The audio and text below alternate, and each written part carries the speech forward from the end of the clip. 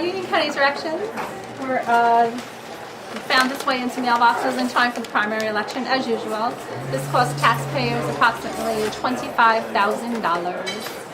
Features fee holders who are 50,000. What am I saying? For the mailing and the printing. It gets put into every mailbox in Union County, and there's really nothing in here you need to know. It's all nonsense. We're all going to take turns talking about it.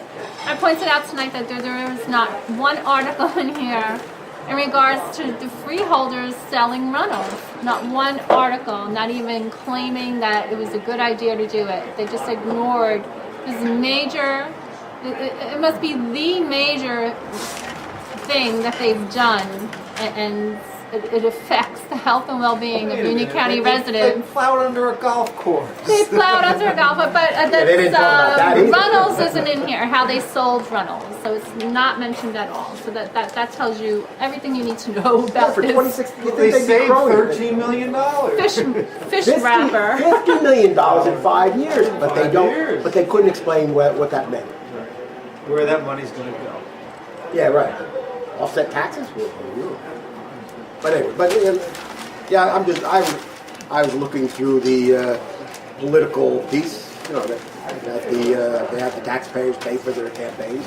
But you know the interesting part is they always, you know, obviously this is Democrats through and through. Every name is it? But they always have one article in there with Republican names, so they can say, well, this is bipartisan, this alliance. And there it is on page 11, Senator Keene and Assemblyman Bramnick says state grants will help prevent flooding in Passaic River Basin. So, I mean, there is an article from the other political party, so they can claim that everything's bipartisan. And, you know, to tell you the truth, if you ask Keene and Bramnick, they'll probably say, well, I never told them to print anything. But, you know, but that's how it is. But, you know, another interesting thing, what was that? I mean, they have so much in here. There's nothing about Runnels, but the it's just the pictures of on the front page. One seat ride service. I mean, they're crowing about it. However, they had nothing to do with it. Kowalski, B.J. Kowalski, who's in there. I mean, I will give her this much: that she did go to the One Seat Ride coalition meetings. That it was a private organization that met in Westfield, and she went to those meetings. So I mean, I'll grant her that much. However, these three names, and this is Kowalski, Hudak, and Bruce Bergen, they really have nothing to do with it. In fact, the people that should be on this picture are the One Seat Ride people that pushed for this issue, that went to the assemblymen and their legislators and pushed to get that one seat ride. They should be here, not Manny, Mo, and Jack. You know, it doesn't make any sense. I mean, and again, you know, and I mentioned this at the freeholder meeting.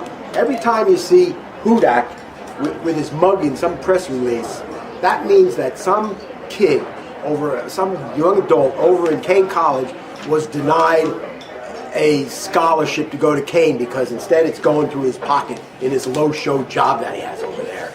So it's just a yellow rag, basically. You know, just political press piece. Shouldn't be out 30 days before the election, but it is. Tina Rena Cranford, people at home are receiving the Directions newsletter this week in time for the primary election. As is your habit, you send this out right before the primary and general election.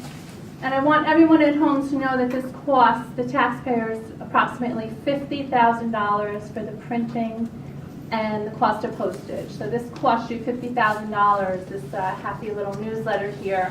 And it's interesting, I just realized there's not one word about Runnels being sold in here. Not one word. You're selling a major county resource that will affect the health care of county residents. You spent $50,000 tax dollars to get this happy little piece of nonsense out in mailboxes right before your primary election, and there's not one word written about you're selling Runnels Hospital.